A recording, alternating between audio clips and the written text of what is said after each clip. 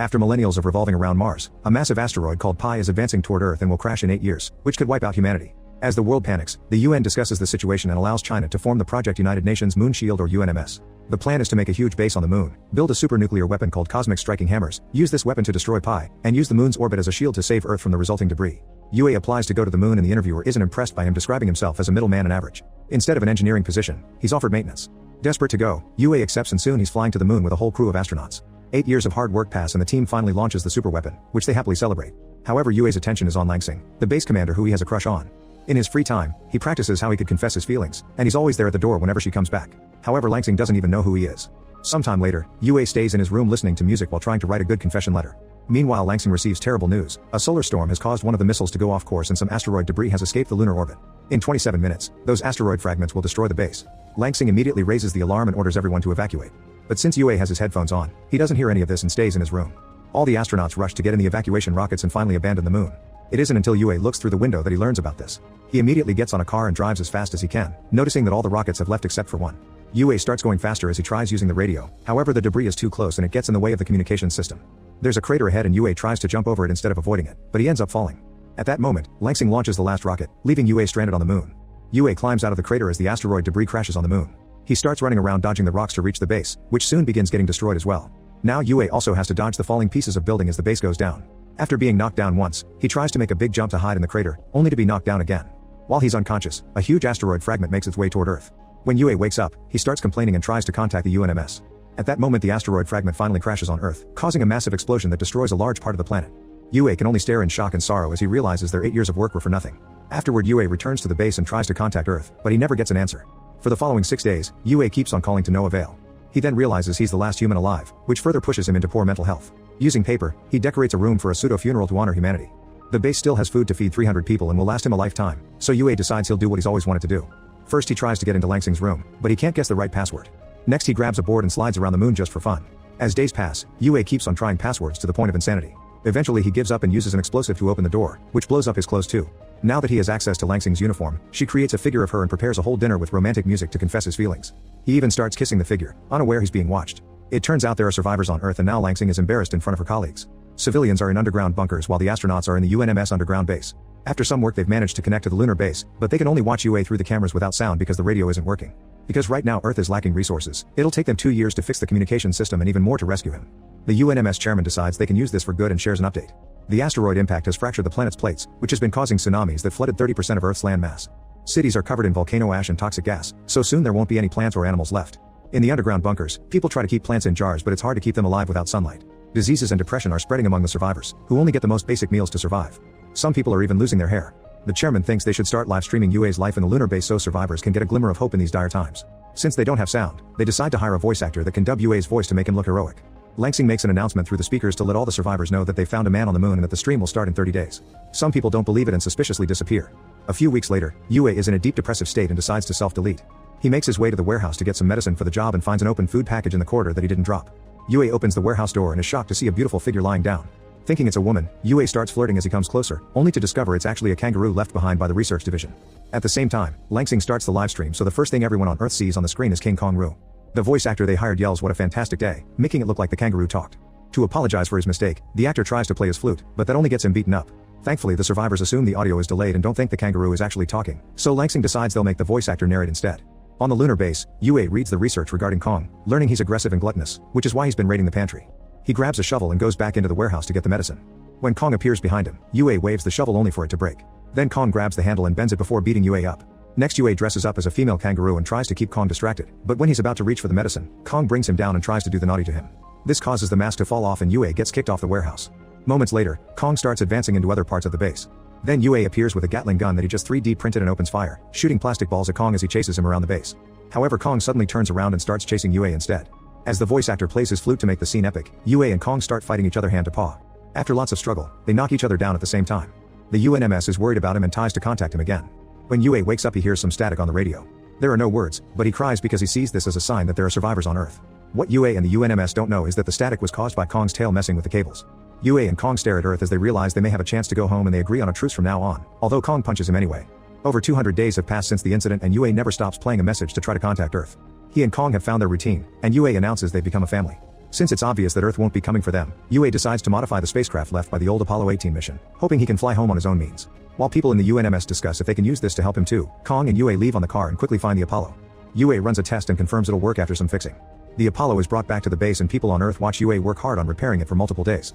The UNMS is quite impressed, so they check their profile, realizing he's actually an engineer that somehow ended up in maintenance.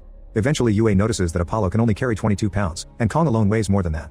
Feeling like he has no choice, Yue takes Kong for a ride and abandons him in the middle of the moon. However, Kong chases him and quickly gets back on the car. When they return, Yue starts researching a more powerful propulsion system and discovers that the prototype of the superweapon is still stored in the previous base. Kong and Yue leave on the car with a bunch of supplies and only stop traveling at night because the vehicle requires solar power. It'll take them weeks to reach the old base because it's on the other side of the moon, and people on Earth worry that Yue may not make it since the sun only shines on the moon for 14 days per lunar cycle. Soon the UNMS realizes Yue has been driving in the opposite direction to chase the sunlight. The trip will take longer, but he won't get stuck. Now Yue has 41 days to get to the base and can only sleep 4 hours per day. The first few days Yue and Kong keep each other entertained, but eventually the trip begins taking a toll on their mental health. One day Yue wakes up to find Kong driving and talking, but this is just a dream. After accidentally driving into a crate, the duo finally makes it to the old base. Soon Yue finds the warhead and carefully brings it down. Kong suddenly starts pressing a button repeatedly and Yue panics, but thankfully it's just the inspection program. While they're getting ready to go back, an angry Yue locks Kong up in the trunk to keep him away from trouble. Afterward he starts driving to the base, playing music as a distraction. This stops him from hearing the trunk accidentally getting separated from the car. Hundreds of miles later Yue finally notices the missing trunk, but going back for Kong would mean missing the sunlight. At first Yue drives away, but eventually the guilt is too much and he goes back to save Kong. As everyone on Earth celebrate this decision, a happy Kong licks Yue to thank him. In the UNMS, Langsing orders the entire team to find a way to contact an old lunar dog that was left behind by another mission, which hopefully could help Yue. At the same time, Yue and Kong keep on driving without stopping to sleep, otherwise they'll miss sunlight. After staying awake for over 50 hours, they notice that the sunlight is leaving them behind, but they don't give up and speed up. The temperature starts dropping and Yue has to turn on the heat not to freeze to death, which consumes the car's battery even faster. With only 35 miles left to the base, the battery finally dies and the car stops. Yue gives up and comes out to wait for the end. In the UNMS, the team finally gets the dog to start moving, but it's still too far away. They try making it jump over a crater as a shortcut, only for the dog to fall and break. Back to Yue, he keeps thinking about Langsing while staring at her picture on a mirror. Kong starts chasing the reflected light like a cat, giving Yue an idea. He rips off the car's door and uses his tools to transform it into a sled, which he attaches to Kong. Then Yue flashes the light ahead of them and Kong starts chasing it, moving the sled through the moon's surface. Eventually they find a big chasm and Yue makes Kong jump across it while activating some gas tanks that give them the necessary propulsion to make it to the other side. Everyone on Earth celebrates with hope and excitement, and there's an award ready for Yue for when he comes back. Humans gain more hope and work hard on fixing structures while signs of Yue and Kong decorate the bunkers. Thanks to this hard work, the UNMS only needs 3 months to regain communications with the lunar base.